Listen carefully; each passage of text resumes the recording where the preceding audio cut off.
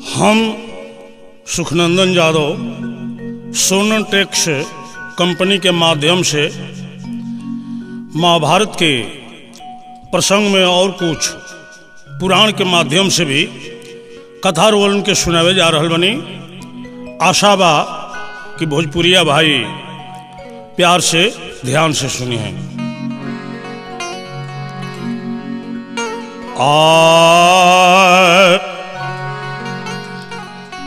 कृष्णं नारायणं वंदे कृष्णं वंदे ब्रजप्रियं कृष्णं द्वैपायनं वंदे कृष्णं वंदे पृथासुतम्।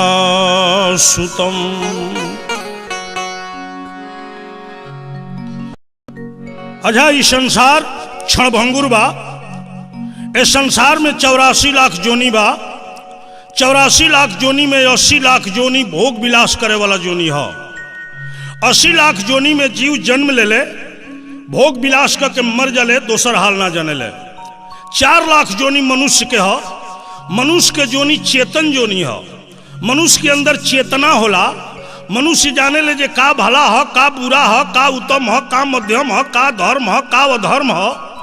ये पूरा संसार के बाद एगो भगवानो होले, ई बात मनुष्य जानेला, कुकुर सियार भेड़ बकरी ना जाने। तो जब मनुष्य के जोनी में जन्म ले ले बानी तो भगवान के जाने के चाही, भगवान के माने के चाही। मनुष्य के जोनी में जन्म लेहला के बाद जे भगवान के ना जानल, भगवान के ना मानल, तो बुझी कि बिना सिंह बिना पोंछ वाला वो एगो पशु है। काहे कि गोसाई जी लिखले बनी कि बड़े भाग्य मानुष तन पावा,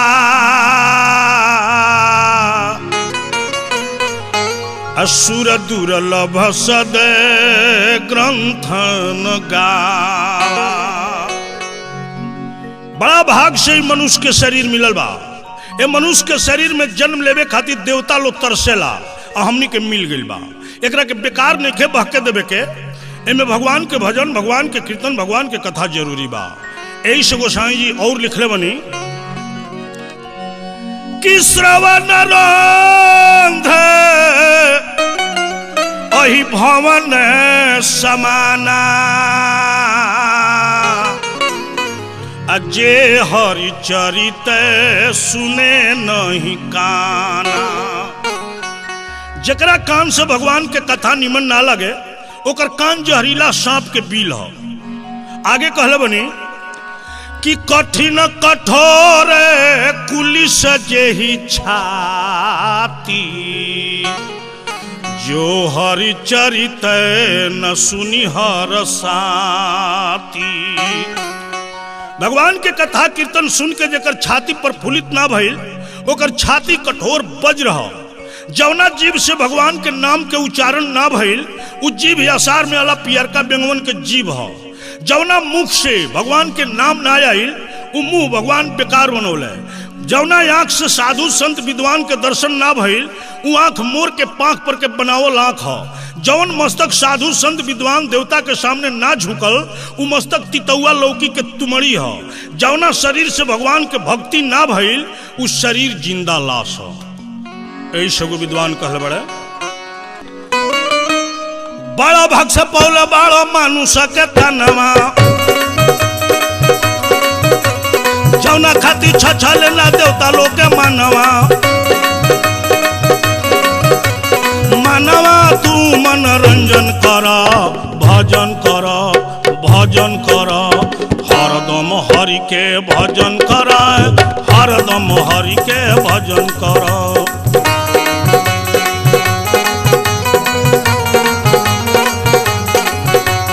हरदम हरि के भजन कर, हरदम हरि के भजन कर।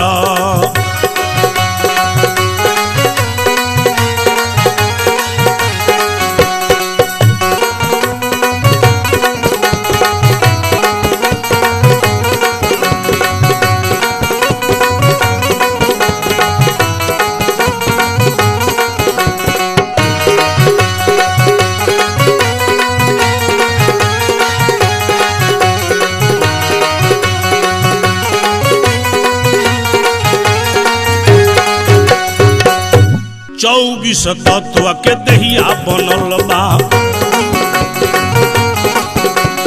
210 गो जोड़ लगल बा 24 तत्व के दहिया बनल बा 210 गो जोड़ लगल बा। इस शरीर 24 गो तत्व से बनल बा। एमे 5 गो महाभूत बा, शीत जल पावक गगन समीर। 5 गो तन्मात्रा बा, शब्द स्पर्श रस गंध रूप। 5 गो ज्ञान इंद्री बा, आंख नाक कान जीभ त्वचा। 5 गो कर्म इंद्री बा, हाथ गोड़ 2 गो शौच के रास्ता एगो मुंह। 20 गो भइल।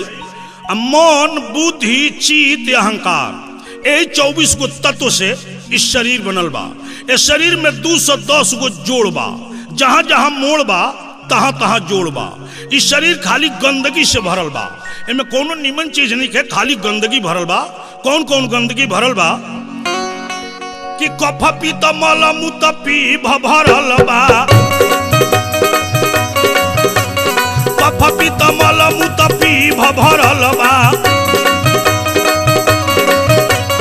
जीवे के भव भंजन कर, भजन कर, भजन कर, हरदम हरि के भजन कर, हरदम हरि के भजन कर।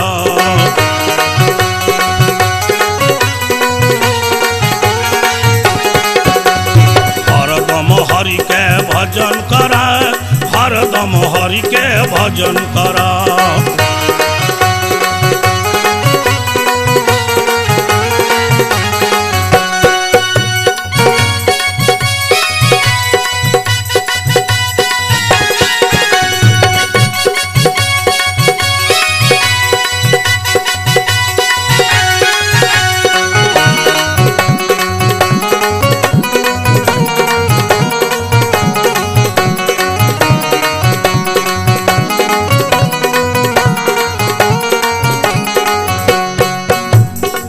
करोड़ 56,009 गो नारी बा, 30 करोड़ 56,009 गो नारी बा। 72 करोड़ रोआ बा, 18,000 हड्डी बा। 72 करोड़ रोआ बा, 18,000 हड्डी बा। इस शरीर में 3 खल के नाड़ी बा। पतई के रेशा ऐसे में 30 करोड़ नाड़ी बा। सेवई के आकार के में 56,000 नाड़ी बा। 9 गो प्रधान नाड़ी बा, जौन के नाटिका कहल जाला। एगो सुषुम्ना नाड़ी ऊपर मुंह बा। 72 करोड़ इस शरीर में रोआ के छेद बा। इस शरीर के में 18,000 हड्डी बा। इस शरीर के 2 गो स्वरूप होला, एगो व्यवहारिक शरीर, एगो परमार्थिक शरीर। व्यवहारिक शरीर खटिया पर सूता रहेला, अब परमार्थिक शरीर सपना में बगीचा घूमेला।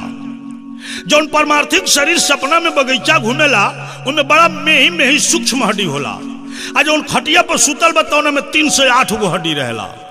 दोनों शरीर मिला देला पर इस शरीर में 18,000 हड्डी बा। इस शरीर में 18 गो अवगुण बा। 18 अवगुण इस शरीर से निकली ना तले इमे गुण समाई ना, एमे गुण समाई ना तले निमन बात बुझाई ना, निमन बात बुझाई ना तले सत्संग होई ना, सत्संग होई ना तले विवेक होई ना, विवेक होई ना तले बुद्धि आई ना, बुद्धि आई ना तले प्रतीत होई ना, प्रतीत होई ना तले भगवान में प्रीति होई ना, अब प्रीति होई ना तले जीव के मुक्ति होई ना।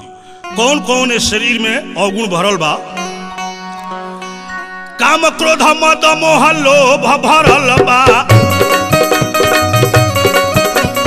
काम क्रोध मद मोह लोभ भरल बा।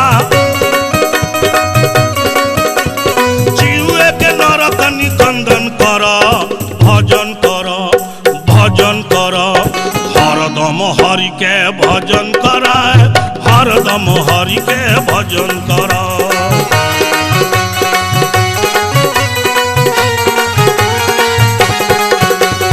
हरदम हरि के भजन कर, हरदम हरि के भजन कर।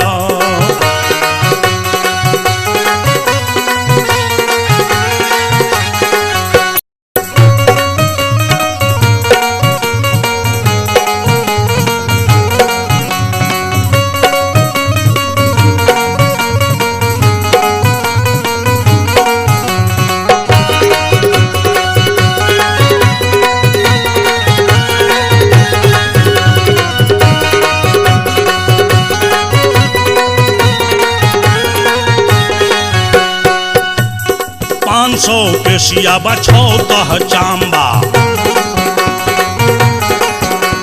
7 गोया से 1 व्याम लांबा 6 पेशिया 7 चांबा 500 पेशिया बा 6 तह चांबा 7 गोया से 1 व्याम लांबा। इस शरीर में 500 पेशिया बा। मर्द के शरीर से औरत के शरीर में 27 गो पेशिया अधिक होला। 10 गो दोनों स्तन में, 10 गो गर्भाशय में और 7 गो जोनी में। 6 गो तह चमड़ा के होला, 7 गो आशय होला। मर्द के शरीर में 7 गो आशय होला, औरत के शरीर में 8 गो आशय होला। एगो गर्भाशय वो लोग के अधिका होला। 1 व्याम लंबाई शरीर बा। दोनों हाथ के फैलावला पर जितना लंबाई होला एकरा के 1 व्याम कहल जाला। सब लोग अपना अपना 1 व्याम लंबा होला। यही शरीर में ब्रह्म रूपी जीव आके अझुराइल बड़े। जले भगवान के भजन, भगवान के कीर्तन, भगवान के कथा ना होई तले जीव के एक गंदगी से छुटकारा ना होई। ऐसे कहल बा कि सुखानंदन दुख भंजन लख निरंजन, सुखानंदन दुख भंजन लख निरंजन, जीवे के अभिनंदन कर, भजन कर, भजन कर, हरदम हरि के भजन कर, हरदम हरि के भजन कर।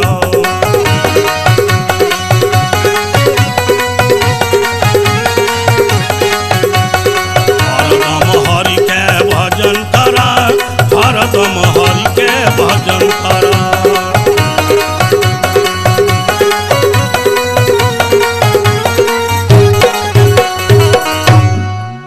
अब चली कथा प्रसंग।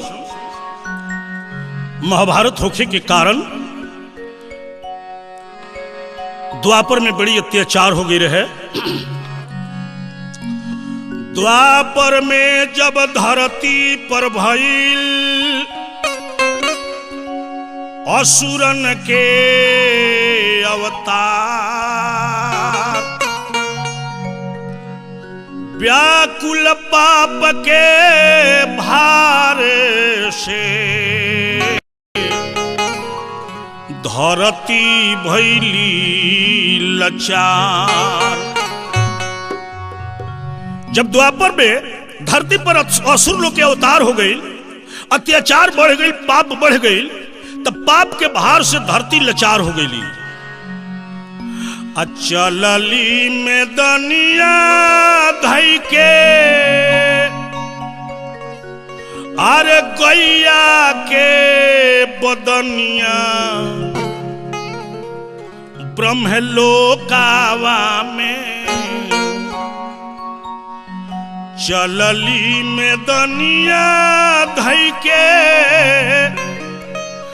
गैया के बदनिया ब्रह्मलोकावा में,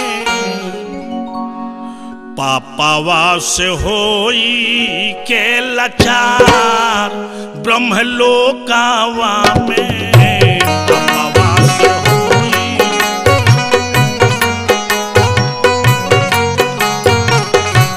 पापावा से होई के लाचार ब्रह्मलोकावा में।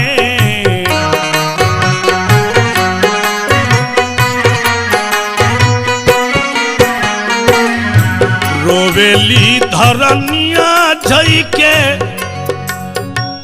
ब्रह्मा के चरनिया ब्रह्मलोकावा में,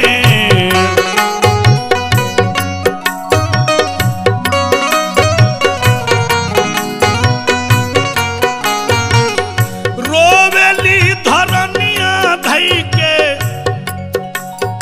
ब्रह्मा के चरनिया ब्रह्मलोकावा में,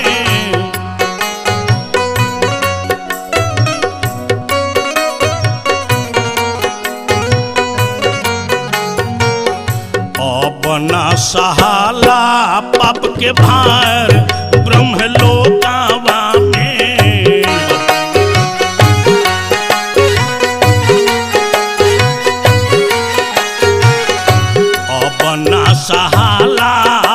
के भार ब्रह्मलोकावा में अपना सा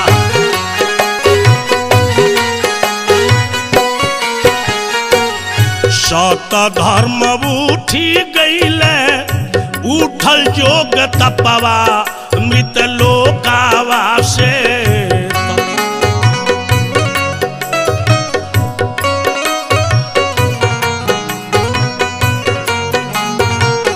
सत धर्म उठी गईले उठल जोग तपवा मृत लोकावा से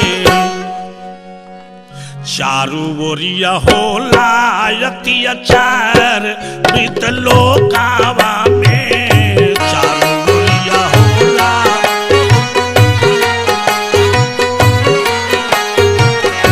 चारू ओरिया होला अत्याचार मृत लोकावा में चारू ओरिया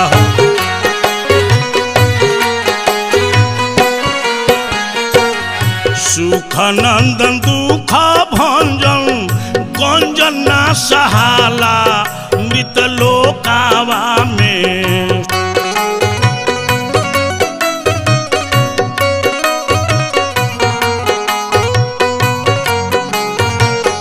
सुख नंदन दुख भंजन गंजन ना सहाला मृत लोकावा में कैसे होई हमारो उद्धार मृत लोकावा में कैसे होई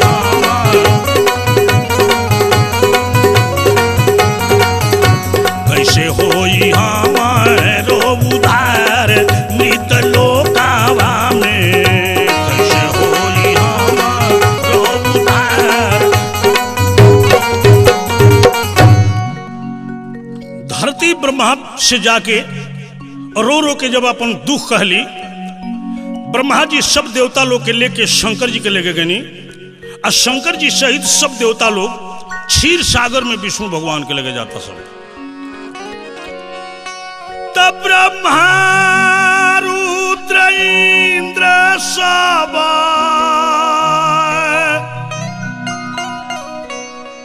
देवलोक के संगवा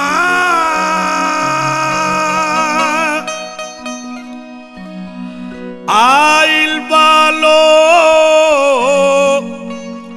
विष्णु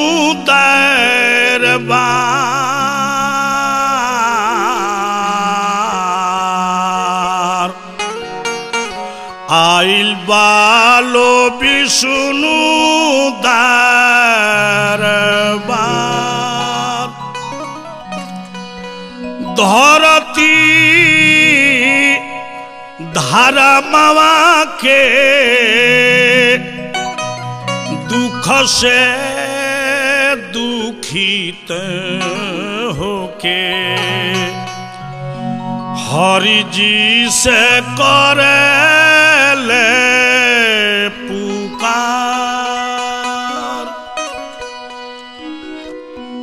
कि हाय हाय दीनानाथ चरण में झुकौनी माथ हरि प्रभु धरती के भार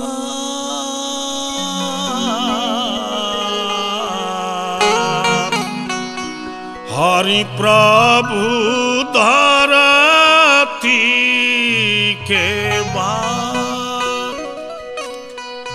पपवा के भार से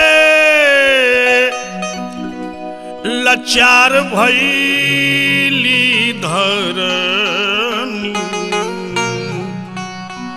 करी रउराउनु करे उद्धार।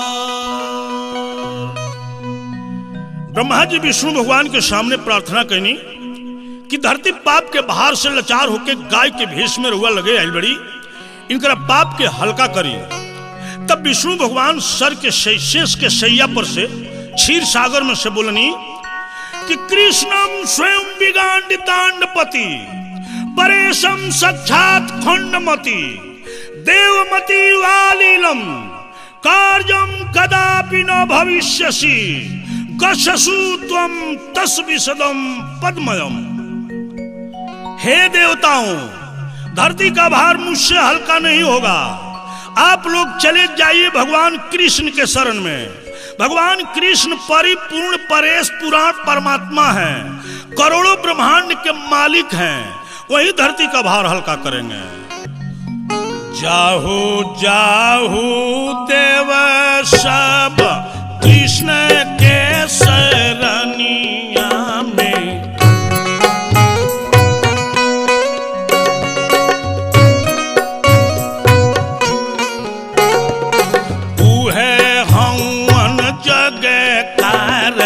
तार जग गोसाइया।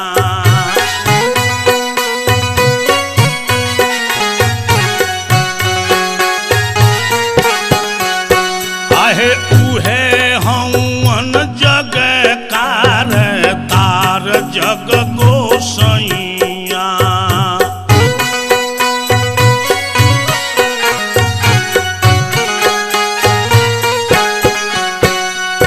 कोटिन ब्रह्मांड उनका अंग अंग में अटकल बा।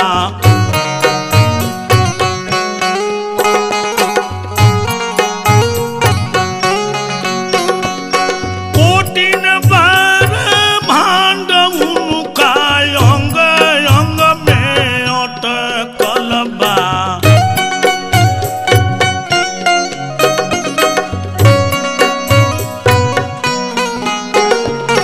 कोटिन ब्रह्मा विष्णु त्रिपुरारि जग गोसाइया।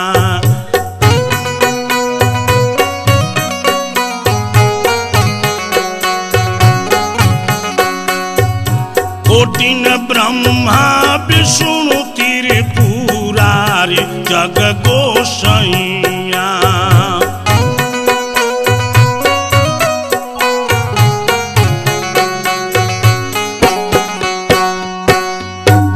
हे देवताओं, भगवान कृष्ण परे पुराण परेश परमात्मा है। करोड़ों ब्रह्मा, करोड़ों विष्णु, करोड़ों शिव को पैदा करते हैं।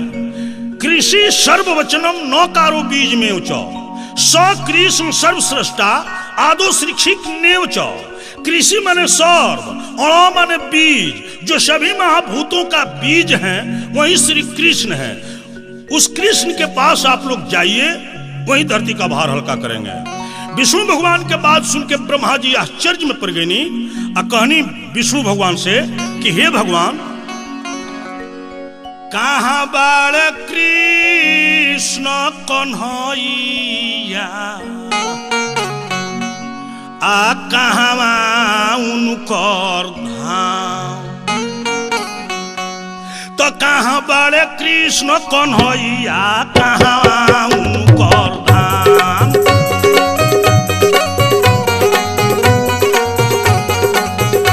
अरे कहाँ बाड़ कृष्ण कन्हैया कहाँ उनकर धाम।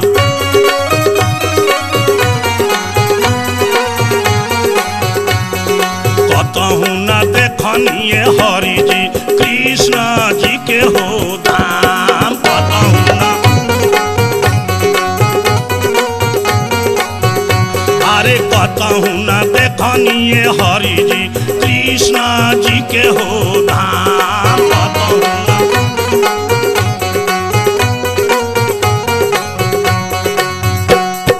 रौरे तना भी कमल से जन्म हो हमार।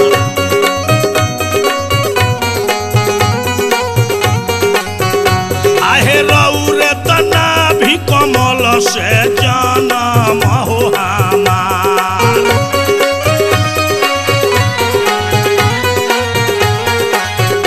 आहे रौरे के बुझिले हरि जी पुरुष हो पूरा।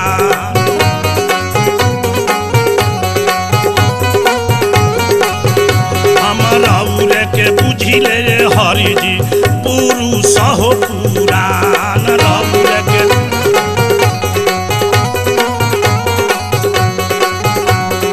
हम ही रचनी तीनू लोकावा 14 गो भुवन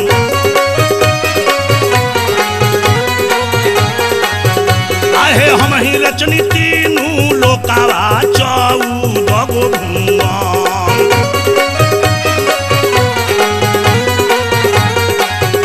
आहे कतहु न देखनिए हरि जी कृष्ण हवन कवन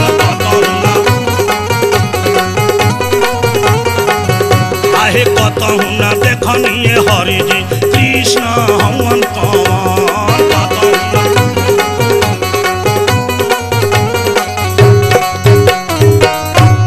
ब्रह्मा जी विष्णु भगवान से कहने की हे भगवान रौरे नाभि से कमल फूलल वही कमल में हमार जन्म भई हम रौरे के पुराण परेश परमात्मा जानी ले हम ना आज तक ले कोनो कृष्ण के नाम सुन ले बनी और न कृष्ण के देख ले बनी हमरे बनावली ब्रह्मांड हो ये ब्रह्मांड के अंदर 14 गो भुवन हम ही बनौले बनी धरती के नीचे 7 गो तल अतल बीतल सुतल नीतल तलातल रसातल पताल हमरे बनावल हो ये धरती के ऊपर 7 गो लोक भूर लोक भुवर लोक स्वर लोक जन लोक सत लोक तप लोक मोह लोक हमरे बनावल हो ना कोनो तल में हम कृष्ण के देखले बनी ना कोनो लोक में हम कृष्ण के देखले बनी आज रुआ हमरे के कृष्ण की हम भेजतनी वो कृष्ण के हमन आ कहाँ रहेले हमनी के उनका के जानत नहीं खिसन विष्णु भगवान कहनी कि अगर वो लोग कृष्ण के नहीं देखले और नहीं जानत तो हम चलतनी हमरा संगे वो चली और चल के देखी लोग कृष्ण के आगे आगे विष्णु भगवान पीछे से सब देवता लोग बड़ा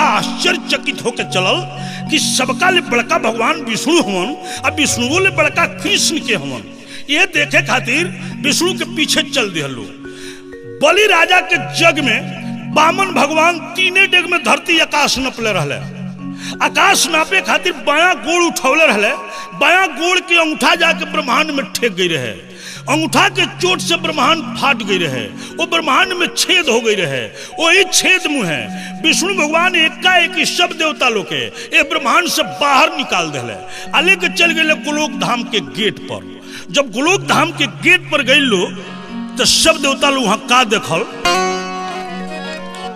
कि गोलोक धाम के गेटवा पर रहली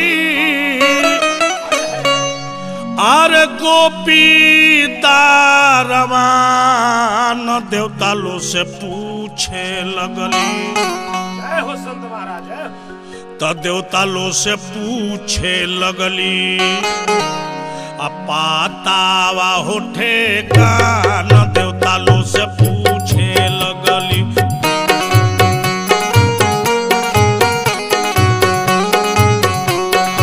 पातावा होठे कान देवता लो से पूछे लगली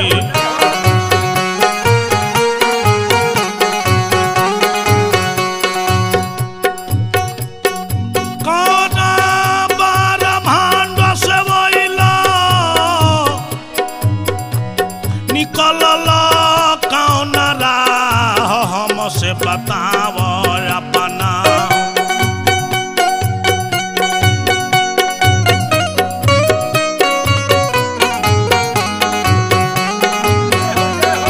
मानावा के हो चाह हमसे बताव अपना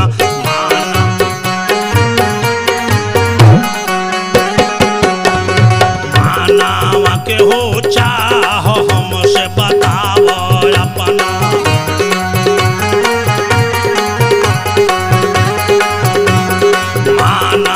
के हो चाह हमसे बताव अपना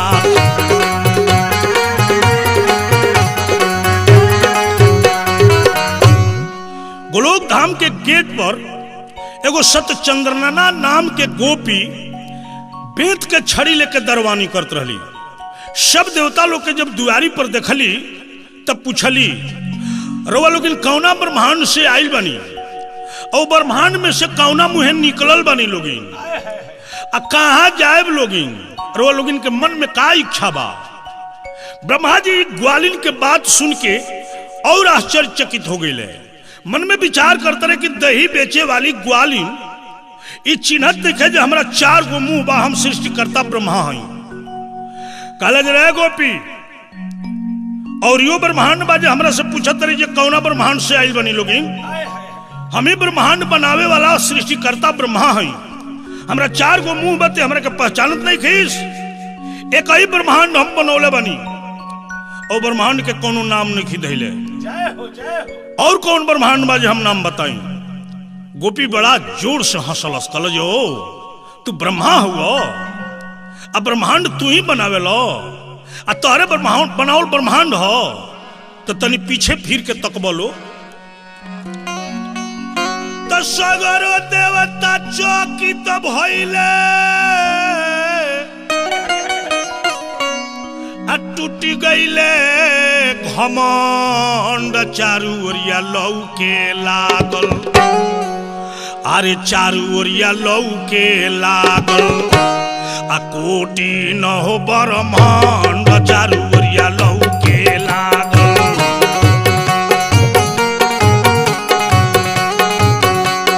कोटि न हो ब्रह्मांड, चारू ओरिया लौके लागल।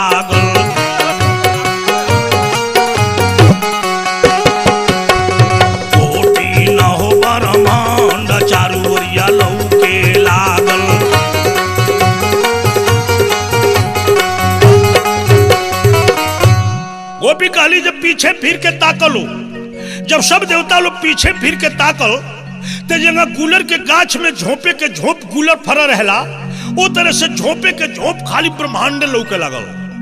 लौका के तुमड़ी ऐसा गोल गोल करोड़ों ब्रह्मांड लौके लागल। गोपी बतौली के देखा तरलो जितना गोल गोल सब ब्रह्मांड हो, आ सगरो ब्रह्मांडवा के भीतर तरल ऐसन एगो ब्रह्मा, एगो विष्णु, एगो शिव, सूर्य, चंद्रमा, धरती, आकाश, नाना प्रकार के जीव बड़े।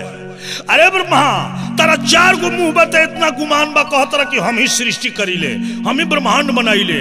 कोनो कोनो ब्रह्मांडवा में 10 मुंह के ब्रह्मा बड़े, कोनो में 20 मुंह के ब्रह्मा बड़े, कोनो में 100 मुंह के ब्रह्मा बड़े, कोनो में 1000 मुंह के ब्रह्मा बड़े। आ सब ब्रह्मा लो आवेला हमरा दुआरी पर, आ नाम धरे लो जे कौना ब्रह्मांड से आइल बालो, तबे भीतर जाए दिले। तारा 4 गो मुंह बा, ते इतना गुमान बा कहतरा कि हम ही ब्रह्मांड बनाइले। ठीक बा, तू ब्रह्मांड बनावे लो, एगो ब्रह्मांड बनौले बड़ो। हे ब्रह्मांड में देख के चिन्हत जे ताहार बनावल कौन ब्रह्मांड हो। ब्रह्मांड जी अब कबो गोपी के मुंह ताकत रहे, अब कबो ब्रह्मांड की ओर ताक के आश्चर्य में पड़ल बड़े कि हे दही बेचे वाली ग्वालिन करोड़ों ब्रह्मांड जानतिया, आ हम सृष्टिकर्ता ब्रह्मा हई, तो एगो ब्रह्मांड में बनौनी, वो नहीं के चिन्हा जे कौन हमार बनावल हो। वैसने खाली ब्रह्मांड करोड़ों ब्रह्मांड बा। तब गोपी डांट के कहला कि चुपचाप काहे ताकेलो, चुपचाप मुंह का ताकत रहो, चीन के बताओ तार बनावल कौन ब्रह्मांड हो। तो चुपचाप काहे ताकेलो, आ मुहावा बनाई के।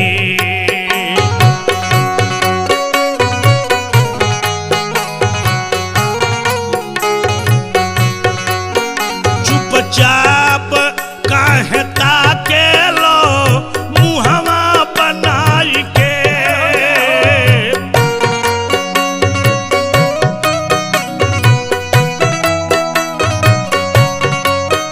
चुपचाप काहे ताकेलो, चुपचाप काहे ताकेलो, मुहावा बनाई के। कहावा से हवा आ गईलो, अरे कहावा से हवा आ गईलो, रहिया भुलाई के।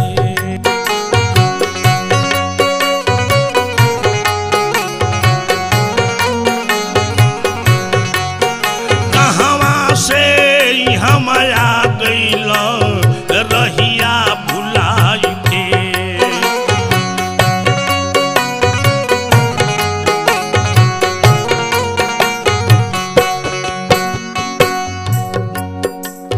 बताना बाट दहरा अपना नाव गाँव के,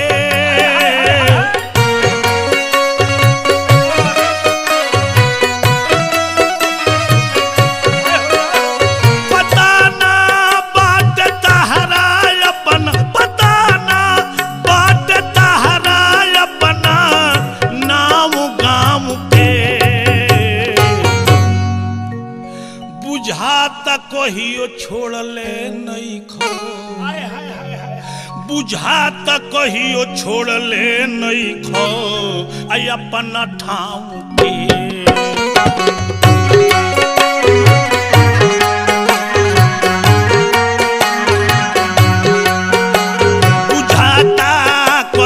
छोड़ले नहीं खो अपना ठाम के।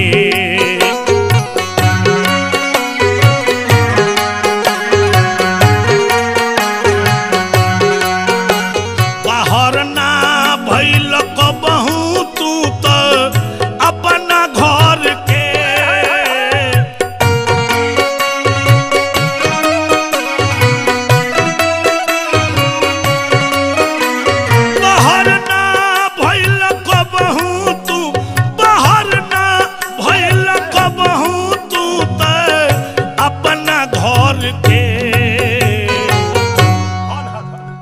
बुझेला तने बुझेला, अब कहाँ से बेसी बुझिए।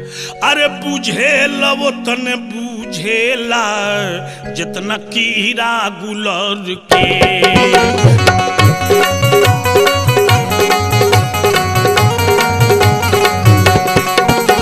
बुझेला तने बुझेला जितना कीड़ा गुलर के।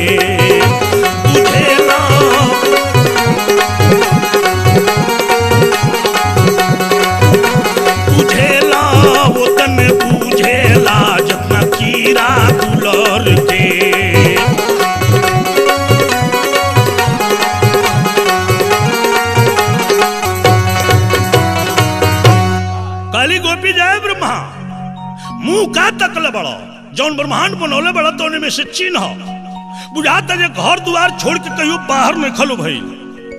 गुलर के फर के भीतर के कीड़ा बुझला कि इतने में दुनिया बा, वे दासा तारा लो के बा कब बाहर निकलो भई ब्रह्मांड से।